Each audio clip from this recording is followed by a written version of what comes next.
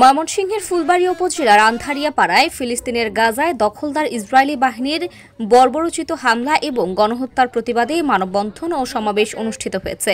শুক্রবার বাদ জুমা আন্ধারিয়াপাড়া বাজার আহলে হাদিস কেন্দ্রীয় মার্কাজ মসজিদ প্রাঙ্গণে মুসল্লিবৃন্দের আয়োজনে মানববন্ধনে বক্তব্য রাখেন ইজতেমা বাস্তবায়ন কমিটির সাধারণ সম্পাদক খন্দকার লুৎফর রহমান, সাংগঠনিক সম্পাদক মোহাম্মদ আজিজুল হক, মসজিদ পরিচালনা কমিটির সাধারণ সম্পাদক মাওলানা রফিকুল ইসলাম, কোষাধ্যক্ষ সাইফুল ইসলাম, মার্কাজ মসজিদের খতিব শাইখ তালেব উদ্দিন, ইমাম শাইখ মাহবুবুর রহমান, বীর মুক্তিযোদ্ধা হযরত আলী, মোহাম্মদ ইদ্রিস আলী, সমাজসেবক আবু নাইম বাবুল সরকার ও আতাহার আলী প্রমুখ।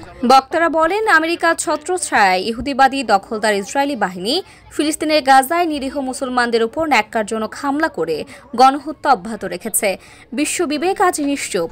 অনতিবিলম্বে এই হামলা বন্ধে জাতিসংঘ সহ মুসলিম দেশগুলোকে একত্রিত করে ভূমিকা রাখার আহ্বান জানিয়ে তারা ইসরায়েলের সমস্ত পণ্য ক্রয় থেকে সকলকে বিরত থাকার অনুরোধ জানান। আমরা সাধারণ মানুষ অথবা যুদ্ধ করতে পারবো না, অনেক কিছু করতে পারবো না, কিন্তু ওদের পণ্যগুলো বয়কট করে অর্থাৎ ইউনিলিভারের কোনো মাল আজ থেকে আমরা ক্রয় করবো না ইনশাআল্লাহ। এই মুহূর্তে তো আমাদের আর কিছু করণীয় নাই, মন থেকে যেন আমরা দোয়া করি আমাদের ফিলিস্তিনি ভাইদের অতি দ্রুত আল্লাহ তাআলা নিরসন করেন। যারা ইতিমধ্যে শাহাদাত বরণ করেছেন আল্লাহ সুবহানাহু ওয়া তাআলা তাদেরকে যেন শাহাদাত কবুল করেন এবং ইসরায়েল বাহিনীকে অবিলম্বে আল্লাহ সুবহানাহু ওয়া তাআলা তাদেরকে যেন ধ্বংস করে দেন।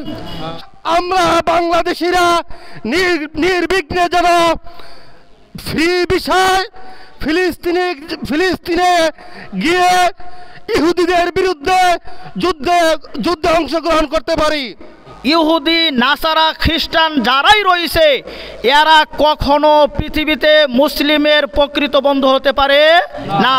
আমাদের এই দেশের সরকারকে অনুরোধ করব, আপনি বাহিনী গঠন করিয়া গাজাবাসীদের পাশে দাঁড়ান। সমাবেশে বক্তারা বাংলাদেশ সরকারের দৃষ্টি আকর্ষণ করে আরও বলেন, যতটুকু সম্ভব ফিলিস্তিনের মানুষের পাশে দাঁড়াতে হবে। যদি সুযোগ থাকে তাহলে ফিলিস্তিনে এদেশ থেকে জনবল পাঠিয়ে মুসলমানদের রক্ষা করার দাবি জানান এবং ফিলিস্তিনের জনগণের হয়ে যুদ্ধ করতে সেখানে যাওয়ার ইচ্ছা প্রকাশ করেন। মানববন্ধন ও সমাবেশে এলাকার মুসল্লিবৃন্দ অংশগ্রহণ করেন। এ সময় তারা ফিলিস্তিনের সমর্থনে ও ইসরায়েলের বিরুদ্ধে বিভিন্ন স্লোগান দেন। পরে মহান আল্লাহ তাআলার নিকট ইসরায়েল ও মুসলমানদের সকল শত্রুদের ধ্বংস কামনা করে দোয়া করা হয়। ইহুদি রাষ্ট্র রয়েছে তাদেরকে আল্লাহ রাব্বুল আলামিন আপনি ধ্বংস করে দেন।